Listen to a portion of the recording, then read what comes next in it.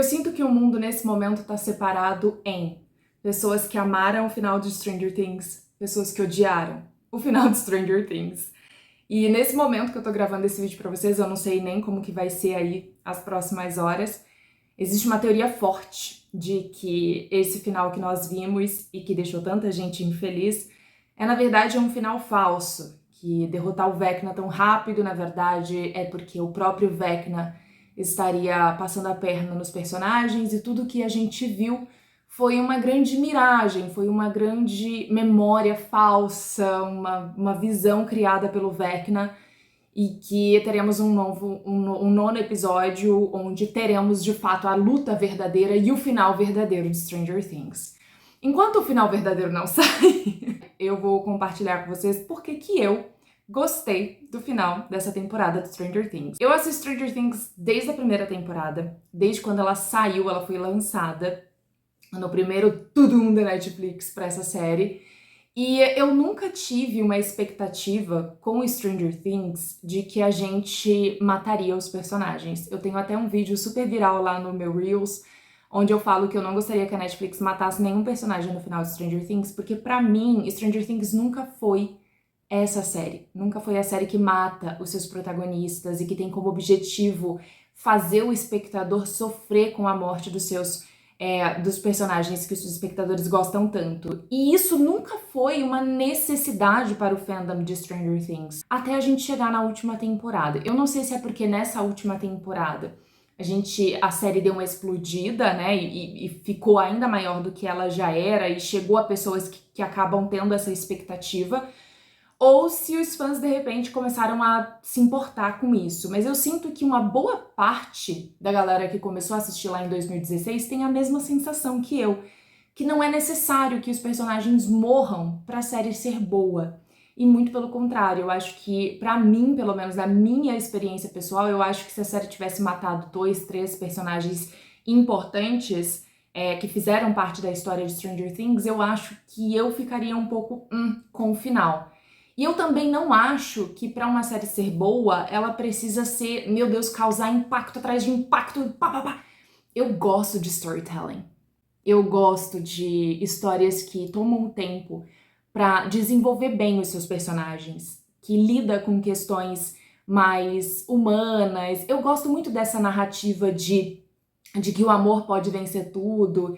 E eu acho que eu sou uma criança dos anos 90, né? Eu nasci nos anos 90. E eu cresci com histórias que focavam nisso, que focavam nos amigos vencem tudo, os amigos sobrevivem no final, e o que importa é o amor e essas coisas todas. Então eu acho que isso pra mim tem um impacto diferente. Mas dito tudo isso, assim, eu amei muito o final de Stranger Things e eu trouxe aqui alguns pontos durante essa temporada que eu vi a galera dizendo que tinha sido furo de roteiro, e pelo menos na minha interpretação pessoal, eu não vejo como furo de roteiro. Na verdade, eu não enxergo um furo de roteiro nesse último episódio.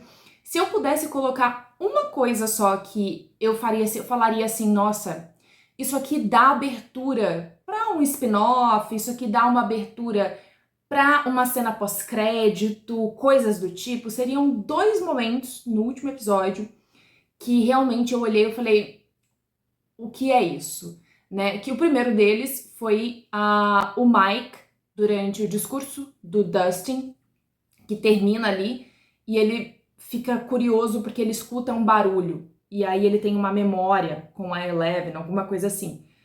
E depois aquela cena meio que passa, e óbvio, você pode, como espectador, interpretar que ali naquele momento ele estava tendo um vislumbre de uma possibilidade para Eleven ficar viva e a gente ter a cena final do I Believe, né, do eu acredito.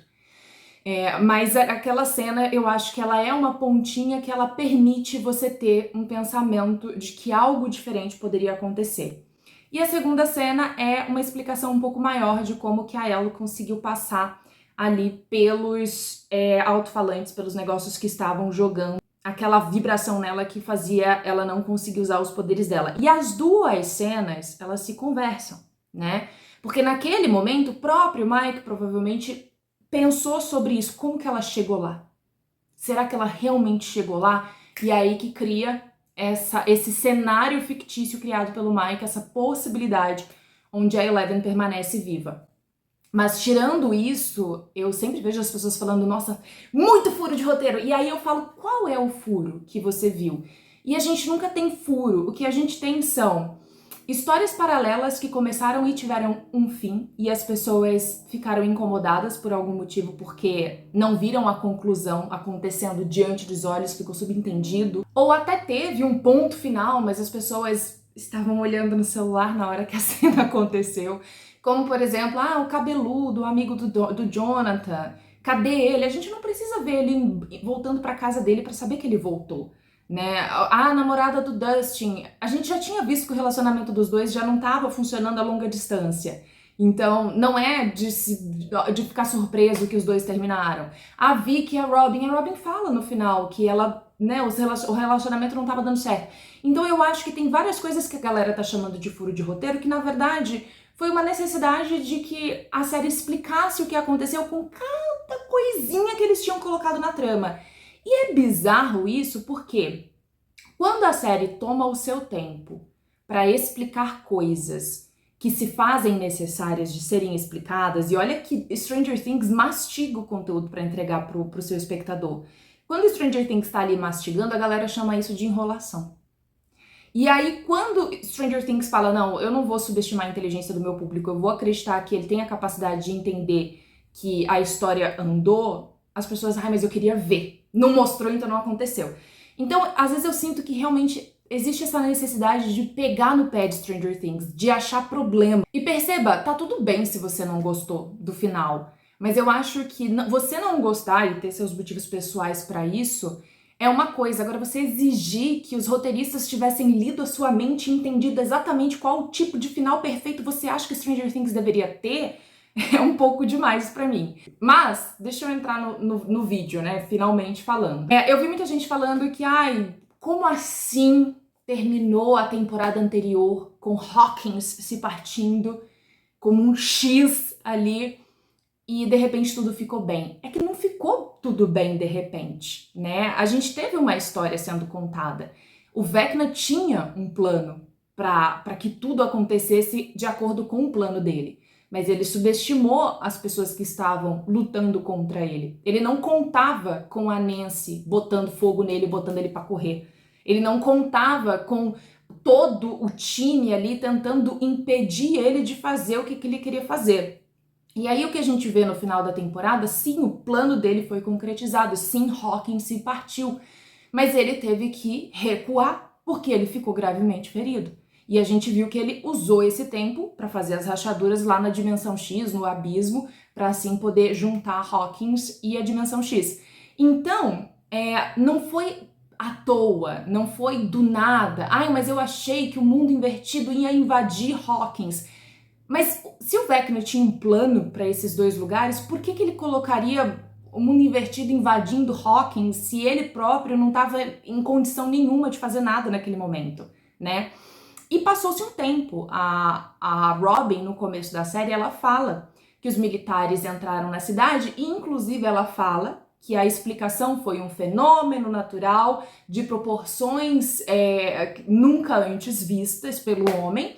E depois tem uma cena onde nós temos um caderno ali que o Mike tá mostrando o plano deles para poder entrar ali no mundo invertido. E nesse caderno tá escrito que foi um terremoto, que foi vendido para a população. E aí você pode pensar, Sara, mas as pessoas compraram essa ideia muito bem. Gente, se isso acontece na minha cidade e o exército vem aqui e invade, no dia seguinte ninguém mais fala sobre isso, todo mundo foi seguir sua vida e pagar boleto. Entendeu? Porque o ser humano, ele gosta de normalidade, ele busca normalidade. E se tem uma coisa que o ser humano não gosta, é de papo de Lulu. O ser humano detesta papo de Lulu. Se você chegar aqui e falar, eu vi um anjo no meu quintal, as pessoas vão achar 1 milhão de jeitos de provar pra você que o que você viu não foi um anjo. Que você deve ter tido uma visão, que você deve ter... Entendeu? Então não é absurdo pensar que Hawkins, depois de vários meses de invasão militar, onde os militares estavam ali o tempo todo, teve um terremoto que rachou a cidade. Ok, é um terremoto que rachou a cidade, bora seguir. Um personagem que faz esse papel muito bem, de mostrar como a população acredita nos militares e tudo mais, é o pai do Mike. Ele tá sempre ali mostrando que se depender dele, os militares e o governo, eles sabem o que estão fazendo. Aí, logo depois desse primeiro choque, uma coisa que todo mundo pegou muito no pé foi que o Dustin tá chato e que ele e o Steve já foram melhores. Gente, tem uma história pesadíssima nas costas do Dustin ali.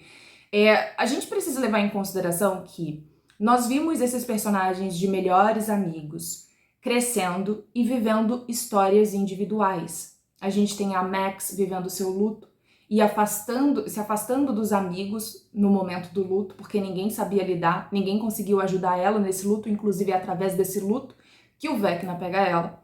Nós temos o Lucas seguindo para um lado, Mike, Eleven, Will seguindo para o outro, Dustin praticamente ficando meio que sozinho nessa. Porque ele e o Steve também deram uma afastada, e foi quando ele se aproximou do Ed. E o Ed, de repente, se tornou o cara inspiração para ele. Eles tiveram um vínculo muito forte. E parte do Dustin sabe que o Ed morreu, porque ele não precisava ter morrido. A gente, como espectador, sabe, o Steve sabe, o Dustin sabe. Todos eles sabem. Mas fica aquela coisa, ele se sacrificou, ele quis fazer alguma coisa. Na cabeça dele, aquele momento fazia sentido. Então, ao mesmo tempo que eu tô puto com ele porque ele morreu, porque ele não precisava ter morrido, eu também me culpo porque eu deixei ele pra trás. Eu deveria ter previsto que ele faria uma loucura dessa. Então o Dustin, ele carrega luto, ele carrega culpa e ele carrega um afastamento com o Steve porque o Steve, do lado dele, estava com ciúmes. O Steve teve ciúmes do Dustin. O Steve se sentiu deixado de lado depois que a amizade entre o Dustin e o Ed começou. Então, os dois tinham problemas, nenhum dos dois sabia como resolver. O Dustin, por um lado, provavelmente estava esperando que o Steve fosse ali, em algum momento, reconhecer o luto dele, prestar um pouco de ombro e etc. Mas as coisas estavam acontecendo, nada disso foi feito. E os dois se afastaram. E a gente vê isso quando o Dustin deixa tudo sair diante da possibilidade de ele perder o Steve. Quando ele vê que ele pode perder o Steve, ali ele entrega o jogo. E ali a gente vê que o Steve percebe que puta que pariu, eu deveria ter feito algo, eu deveria ter estado ao lado dele antes, por mais tempo. Porque ele estava sofrendo. Dá pra ver que ele estava sofrendo. E sozinho, o Dustin teve que lidar com todas as asneiras que ele escutava sobre o amigo dele na escola. Tem certas coisas em Stranger Things que a série não mostra, mas a gente pode entender. Né? Depois da conversa que ele teve com o tio lá do Ed, que foi super emocionante no final da temporada anterior, ele com certeza continuou escutando pessoas falando asneiras sobre o amigo dele, que ele sabia que tinha morrido de uma forma tão triste, que ele sabia que tinha ido embora depois de todo mundo achar que ele era um grande assassino. E eventualmente as pessoas da cidade foram percebendo que o Ed provavelmente não era o culpado, mas admitir que você estava errado, agora que a pessoa já morreu, entendeu? A maioria das pessoas não vai admitir, a maioria das pessoas vai, já foi, entendeu? Estive errado, mas paciência, já foi. Então, é uma cena completamente compreensível, é uma reação do personagem completamente compreensível se você presta atenção nesse desenvolvimento do personagem nas temporadas anteriores. Outra coisa que muita gente falou também na época foi que, um absurdo o Mike não ter percebido que alguma coisa errada estava acontecendo com a Holly. Gente... Tem uma parte de Stranger Things que o próprio Mike fala quando é que eu ia imaginar que a Holly estava passando por alguma coisa. Se o mundo invertido tivesse super ativo, eu concordo com vocês. Mas naquele momento da trama, o mundo invertido estava em completo silêncio. Eles estavam fazendo verificações no mundo invertido, eles estavam procurando Vecna de cabo a rabo, eles não achavam Vecna, eles não achavam Demogorgons, eles não achavam Demodogs, nem mesmo as ramificações que tinham lá estavam se comunicando. O Will não sentia nada, a Eleven não conseguia, a Mike, a Eleven não conseguia encontrar nada. Então, por que a Holly? Por que a Holly? Não faria o menor sentido ele suspeitar da Holly naquele momento. E aí é outro ponto. Tem muita gente que confunde o fato de que porque o espectador sabe, o personagem tem que saber. E o personagem naquele momento, o Mike, ele não tinha obrigação nenhuma de saber que a Holly estava se comunicando com o Vecna. Porque na cabeça dele seria totalmente plausível, e pra mim também é totalmente plausível, que uma criança com uma puta de uma imaginação fértil, ele próprio já foi uma criança com imaginação fértil, conseguisse imaginar monstros e coisas bizarras saindo de Hawkins, porque a cidade sofreu um terremoto que rachou ela no meio. E que teve uma fumaça bizarra, uns negócios bizarros. Na cabeça de uma criança, isso é receita pra você poder imaginar coisa. Então, pra mim, fazia total sentido que a Holly tivesse só um amigo imaginário, que ela tivesse medo das consequências do que aconteceu na cidade. Afinal de contas, várias pessoas fugiram da cidade, várias pessoas morreram na cidade. Então não é tão louco pensar que o Mike não considerou de imediato o Vecna, porque até aquele momento ninguém nem sabia onde o Vecna estava. Para eles, o Vecna bem poderia estar morto. E aí a gente vai para um outro ponto que incomodou muita gente, que foi: ai, mas a Max ficou um tempão nessa caverna e quem acha por acaso a saída dela foi a Holly? Primeiro que a gente tem a cena de quando o Mike dá a bonequinha pra Holly, o Mike sempre cria personagens para os seus amigos e para as pessoas ao redor que fazem parte do jogo dele. E para esses personagens ele oferece certos poderes. E a gente vê esses poderes se desenrolando de forma real na história. Um dos poderes que ele deu para a bonequinha, que ele deu para Holly, foi de criar uma porta dimensional. E entre outras coisas lá que fazia sentido. Então, não me surpreende que ela tenha sido a pessoa a achar a saída. E quando ela encontra com a Max, rola um papo muito interessante ali, porque ela fala pra Max, será que aqui não tem uma porta? E a Max fala, não, essa é uma memória do Vecna, não faria sentido o Henry roubar a sua própria memória. Porque para ela conseguir acessar as portas que faz com que ela consiga sair de dentro da memória de dentro da cabeça do Vecna, essas memórias que tem dentro da memória dele são memórias roubadas de outras pessoas, memórias roubadas da Holly, memórias roubadas da Max. Então a Max fala, ele não iria roubar a própria memória. Por que ele faria isso? E aí a gente vê que ele fez exatamente isso. Não necessariamente ele, mas o Devorador, né, o monstrão lá, porque afinal de contas era uma memória que poderia apelar pro lado humano do Henry, né, pro lado humano do Vecna, e não se sabia exatamente como que ele ia lidar com essa memória. A gente vai falar sobre isso daqui a pouquinho, mas afinal de contas tinha uma memória oculta ali dentro que oferecia a porta de saída. E aí a gente vê que a Holly, por exemplo, ela pega a luneta que ela acha lá na casa do Henry e que tem tudo a ver com essa memória, porque o Henry estava usando essa luneta quando ele achou o cara na caverna. E toda vez que ela vai usar essa luneta, ela faz o quê? Ela coloca no olho, ela vê que tá com a tampa e ela fala estúpida. Ela coloca no olho, ela vê que tá com a tampa, ela fala estúpida. E aí, de repente, ela percebe que aquela tampa pode ser um sinal, pode ser ali um X nesse mapa que tem a porta para ela e pra Max sair. E ela acha por acaso, porque afinal de contas ela tem esse poder aí, de acordo com a bonequinha do Mike. Mas tem uma outra coisa também que muita gente perdeu, ela fala isso pra Max, ela usa o tio dela como exemplo, ela fala, meu tio procurava ouro, ele tinha um negócio, um detector de metais, e ele sempre procurou, e aí ele nunca achou. Um dia um turista na praia acha por acaso, a Max ainda brinca, então eu sou seu tio nessa metáfora, ela fala, e eu sou o turista, com sorte. Muitas coisas em Stranger Things, elas acontecem assim, e isso pode ser uma fraqueza de roteiro pra muita gente que quer um negócio fenomenal, mas sempre foi assim desde a primeira temporada. Eu não sei porque agora, na última, tá todo mundo surpreso com isso. Uma outra coisa que chamou a atenção também é que muita gente tinha essa ideia de que porque se chama Upside Down, o mundo invertido tá sempre invertido, tá sempre embaixo de Hawkins, mas nem sempre foi assim. A gente tem algumas cenas, sim, onde o mundo vira de ponta cabeça e efetivamente a câmera faz esse trabalho. Mas não necessariamente o mundo invertido tá o tempo todo de ponta cabeça. O que vai definir se ele está de ponta cabeça, virado para cima, pro lado, pro outro, é a entrada, a porta de entrada. Então, dependendo de como é a entrada, você tem esse jogo de câmera acontecendo. Mas não necessariamente precisa ser o tempo todo de ponta cabeça. Aí uma outra pergunta que fizeram também, que eu fiquei tipo, gente, mas assim, não dá pra entender realmente. Ficaram muito incomodados com o fato de que o Vecna mandou um Demogorgon pegar a Holly.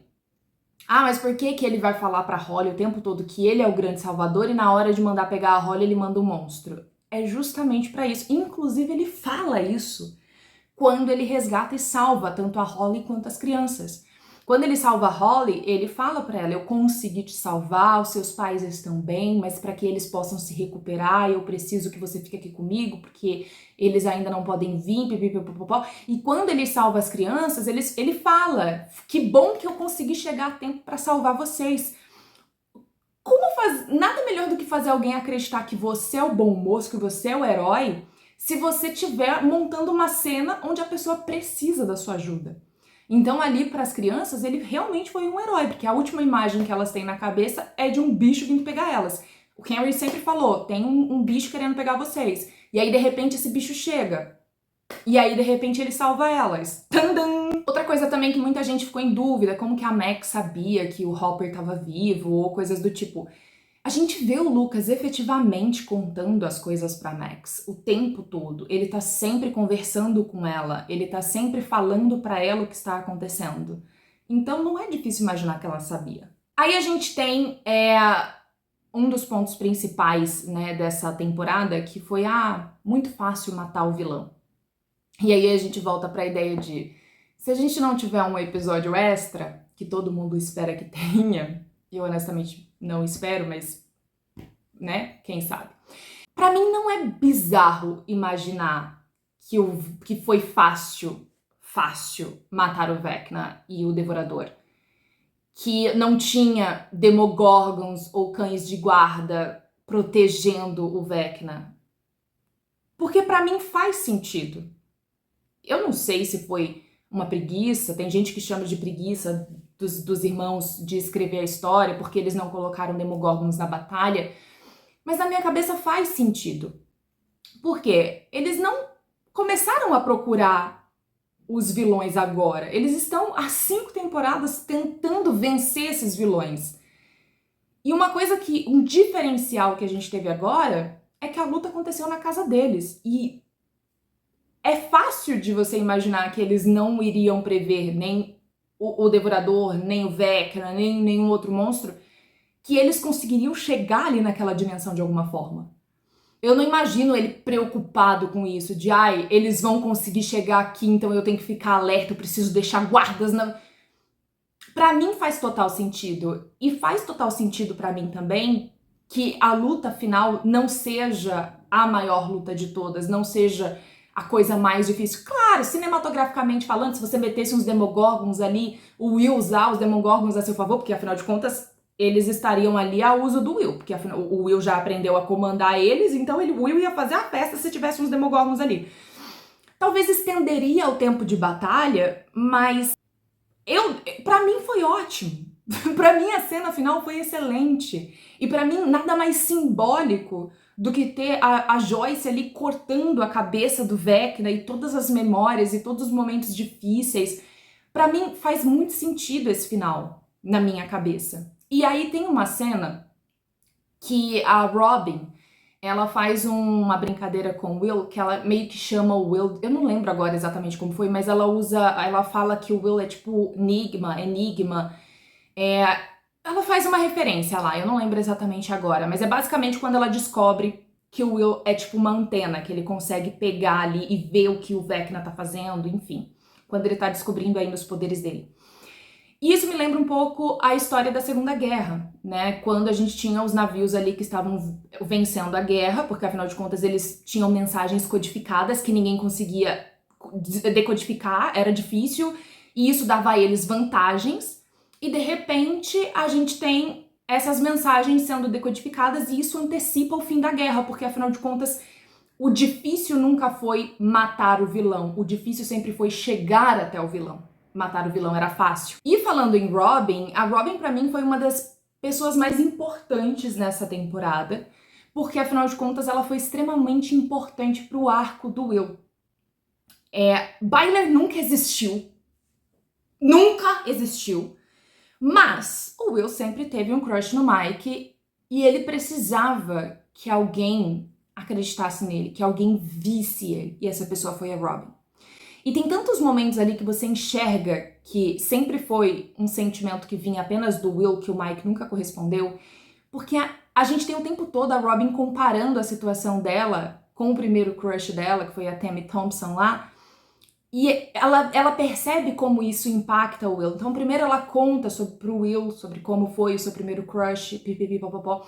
Quando ela conta isso, e depois ela fala da Vicky, que ela fala que ela percebeu que a Vicky correspondia os sentimentos, porque ela encostava um joelho, ela encostava um ombro e era correspondido, o Will tenta fazer isso com o Mike.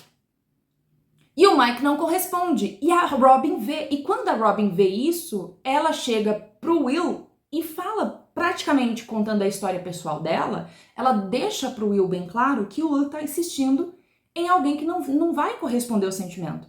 Que não é ali. Não é porque é o primeiro amor que tem que ser o único amor dele. E isso é importante. Esse é o primeiro desbloqueio do Will, para que o Will consiga se tornar o personagem que ele se tornou. E aí é muito doido porque muita gente, né, muitos homofóbicos online, falaram que a cena do Will era completamente desnecessária.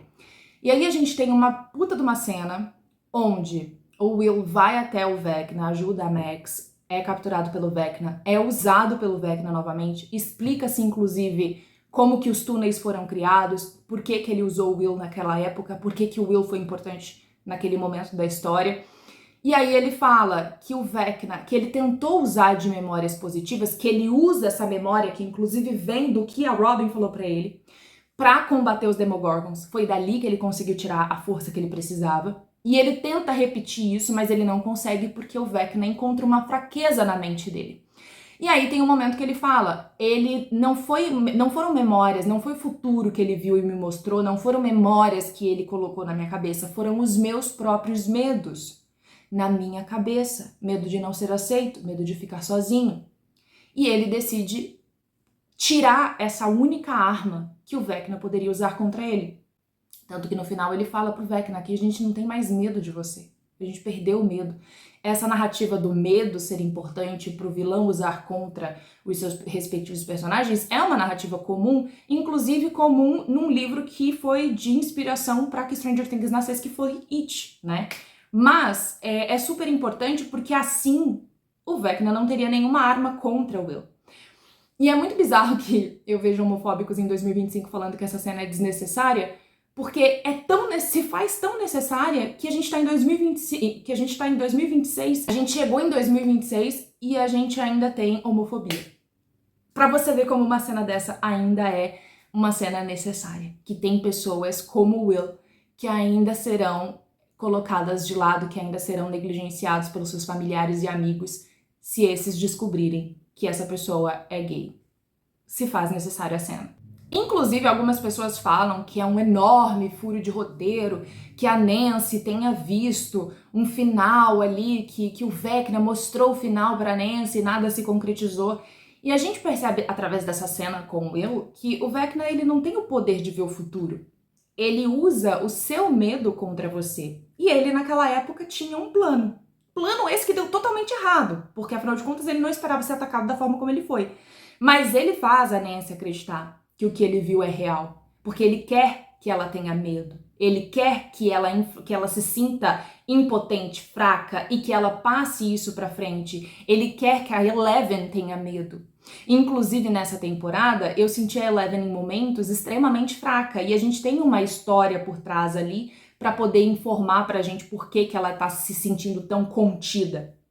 Mas eu ainda acredito que eles poderiam ter feito isso de uma forma melhor. Mas o Hopper, da mesma forma que a Joyce sufoca o Will em vários momentos, até que finalmente ela acorda pra vida e deixa ele viver, o Hopper também sufoca a Eleven o tempo inteiro, porque ele começa a querer proteger a Eleven de todos os cantos, porque ele não quer que ela morra, porque ele já perdeu uma filha antes. E ele projeta a Sarah na Eleven. Tanto que no final, pra ela finalmente conseguir ser dona de si, dos seus poderes e realmente estar ali fodástica, ela precisa falar pra ele, eu não sou a Sarah. Tirar ali a pulseirinha, devolver pra ele, simbolicamente falando, é como se ela tivesse realmente se permitindo ir pra luta sem ter medo de morrer, sem ter nada segurando ela. Se eu morrer, ok, mas eu preciso lutar com tudo que eu tenho. Eu acho que, Erika, a gente nem precisa falar nada, né? Pra mim, uma das cenas mais icônicas da temporada, você deveria ter comido a sua torta. Bicha, vou falar um negócio? Se a Erika tivesse sido a pessoa a ser catada pelo Vecna na primeira temporada, o Vecna já tinha morrido na primeira temporada. Vamos ser honestas aqui. E aí a gente tem a história da peça. Ai, por que que a Joyce não lembra do Henry? Gente, eu não lembro de ninguém que foi pra escola comigo. Mas eu também não tenho uma memória bacana pra... Tudo bom, boa tarde. Minha memória é péssima. Se um dos meus amigos de escola tiver virado um vilão, tivesse se tornado um Vecna, eu também não ia lembrar. Mas isso aí dos males é o menor. Tem uma coisa que é o seguinte, a gente sabe que tem uma peça de Stranger Things. Eu li o roteiro dessa peça. Assim, tem coisas legais na peça. E as coisas legais que tem na peça foi utilizado na série. Mas a peça, se você acha que a série ficou com furo, viado, não vai nem ver a peça, porque a peça tem uns negócios que eu falei assim... Aí a gente descobre mais pro final que a Max, linda, maravilhosa... Gente, o que eu gritei com o retorno da Max, vocês não fazem ideia. Eu surtei tanto com o retorno dessa personagem, ela sempre foi uma das minhas favoritas e pra mim não fazia sentido matar essa personagem depois dela ter tido aquela cena icônica na temporada anterior, onde ela consegue fugir do Vecna. Ali, pra mim, eu bati o martelo que ela não ia morrer, entendeu? Então eu amei o retorno dela. E eu achei muito legal também que a gente descobre que nunca foi a música, né? A música, óbvio, teve seu momento de importância, mas que depois de um tempo começou a ser realmente o sentimento do Lucas por ela e a mão dele. E a gente tem tudo isso mostradinho na cena, um chuchu. Aliás, quando a gente fala de Lucas e Max, né? Uma dúvida que fica ali é a música dos Demogorgons e tal. Aquela cena, obviamente, foi pra reproduzir ali Jurassic Park, inclusive uma das cenas mais chuchuzinho. E, ok, a música tava alta, dava pros Demogorgons terem encontrado ela, mas assim, gente, honestamente, vocês ficaram realmente muito chateados com essa cena, porque eu amei. Eu achei tão bonitinho o Demodog, ali bonitinho, fazendo as coisinhas de Demodog deles. Fiquei até triste, porque eles ficaram tão fofinhos. Vocês não acharam? Eu achei extremamente fofinho, eles ali olhando, curiosinho, até explodir. Enfim, a gente viu que ele baixou a música, né? A música baixa bastante, então justificaria que os Demogorgons não achassem eles, mas eles poderiam ter achado, e isso pra mim realmente não muda em absolutamente nada a história. Agora, algumas pessoas ficam assim, ah, mas se o Henry aceitou tanto ser, né, esse vilão, por que ele tinha tanto medo de entrar na caverna? E primeiro que a gente já viu que a memória tinha sido roubada, né? A memória dele tinha sido roubada. Ele sabia que tinha algo de errado naquela caverna, mas ele não presenciava aquela cena há muito tempo. E é basicamente como traumas funcionam. Se você tem um trauma de infância, se você já fez terapia, muitas vezes você vai descobrir que você sequer se lembrava da memória que era seu trauma. Você só tinha um trauma. Às vezes você vive uma situação que você sabe que agora adulto aquilo não vai te ferir, mas isso não impede que você tenha medo, que você tenha bloqueios, que você tenha receios. E naquele momento ele estava enfrentando aquela memória de infância e lembrando que o Vecna ainda tinha partes de ser humano e aquela memória era uma memória de quando ele era ser humano. Então, embora ele tenha batido no peito e falado eu fiz essa escolha, o que eu achei incrível, porque Deus me livre se eles decidissem ai, coitadinho do Vecna. Não, eu amei que eles bateram no peito e falaram, eu fiz essa escolha. Ainda assim, ele era uma criança quando ele viveu aquela memória traumática. Ele foi colocado naquela situação e ele ali teve que fazer uma escolha. E não é porque ele fez a escolha, ele bate no peito e aceita ela, que foi uma escolha fácil. Então eu não fico surpresa realmente que ele tenha tido tantos problemas com aquela memória. Muita gente também ficou incomodada que o Will não se feriu na batalha, porque se você fere a colmeia, ele deveria ser ferido, mas a gente já tinha visto isso antes. Na batalha com os militares e os Demogorgons, enquanto os Demogorgons estavam sendo queimados e feridos, o Will estava sentindo tudo, tanto que ele fica no chão. Mas quando o Vecna pega ele, a gente tem toda aquela cena, e ele assume o controle naquele momento, ele mata os Demogorgons e ele não sente nada. Então não faria sentido ele sentir o que estava acontecendo na colmeia naquele momento se ele estava sendo parte do que estava sendo feito ali. Ele tinha o controle da situação naquele momento. Os Demogorgons sumiram. Eu falei pra vocês no início do vídeo, né? Pra mim faz sentido que não tinha um exército de Demogorgons esperando eles na dimensão X, porque afinal de contas não era nem pra eles estarem ali. Mas meio que o Will fala isso inclusive pra gente, porque os Demogorgons vêm, cata as crianças, aí o Lucas fala, eu acho que eles vão voltar, e o Will fala, eu acho que não, porque ele já fez o que ele precisava fazer, tipo, eles não vão voltar aqui. Depois eles acabam voltando pra pegar a Max, mas basicamente eles fazem o que eles são mandados a fazer, então Pra mim, gente, não fez a menor diferença ter Demogorgon ou não ter Demogorgon na batalha final. Honestamente. É aquilo que eu falei. Se tivesse Demogorgon na batalha final, seria incrível? Seria, porque seria mais uma força pro Will. Eu ia catar todos eles e usar a seu favor. Mas, enfim, não é algo que me incomoda 100%. Inclusive o próprio Dustin fala, né? Ele chega no abismo e ele fala: achei que isso aqui seria um pouco diferente. Tipo, tava esperando mais ação aqui em cima. Aí outra coisa também, o exército abriu mão. Vocês queriam que o exército fizesse o quê? Vocês queriam que o exército fizesse o quê, galera? Porque, tipo assim, eles queriam a Eleven. A única que poderia continuar os experimentos ali, as experiências que eles estavam fazendo, era a Eleven. A Eleven foi de arrasta, se matou ali. Eles iam fazer o quê? Segurar o resto? Prender o resto sob qual justificativa? Eles me impediram de fazer um experimento ilegal. Não tinha motivo pra eles manterem o resto da galera preso. Era um experimento ilegal. Eles estavam na cidade, nem falando pro pessoal da cidade por que eles estavam ali. Não tinha justificativo pra eles manterem as pessoas. Enfim. Eu acredito na teoria do... Vamos lá. Eu acredito em fadas. Não. Eu acredito na teoria do Mike no sentimento lúdico.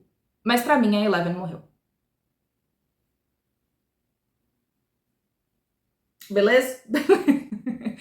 E eu sinto muito, porque eu gostaria muito que o resultado tivesse sido diferente. Eu gostaria muito que no meio da batalha alguma coisa acontecesse e a Eleven retornasse sem os poderes dela para que ela pudesse se tornar uma pessoa normal e para que os experimentos pudessem se encerrar. Afinal de contas, os experimentos às vezes nem se encerraram porque eles começaram de algum ponto. Então eles podem retomar do mesmo ponto que começaram. Talvez seja um pouco mais complicado, mas os militares podem dar um jeito de recomeçar esse projeto sem a Elle. Então eu não vejo a necessidade da morte da Elle, mas ela morreu, fazer o quê? Chorei horrores. Aí tivemos a cena final com o discurso do Dustin, que ele fez exatamente o que o Ed teria feito e foi lindo. Eu amei muito, se você não amou,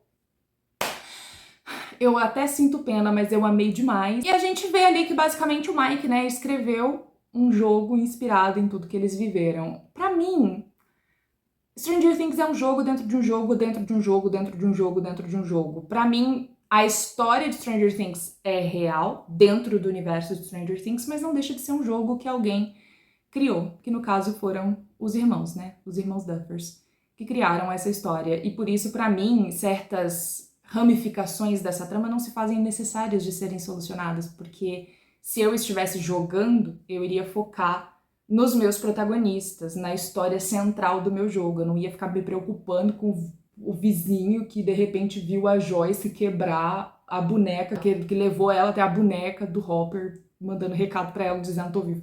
Vocês estão me entendendo? Enfim, eu amei muito. Se a gente vai ter um episódio extra ou não vai fazer diferença na minha vida. Acho que quem não gostou de Stranger Things, das duas, uma, tem a galera que realmente não gostou e tá tudo bem. Eu acho que ninguém é obrigado a gostar. Mas tem a galera que a gente sabe que tá pegando no pé. A gente consegue ver quando a galera tá pegando no pé. Então, é isso. Essa foi a minha forma de enxergar Stranger Things. Deixa aqui pra mim nos comentários o que você achou.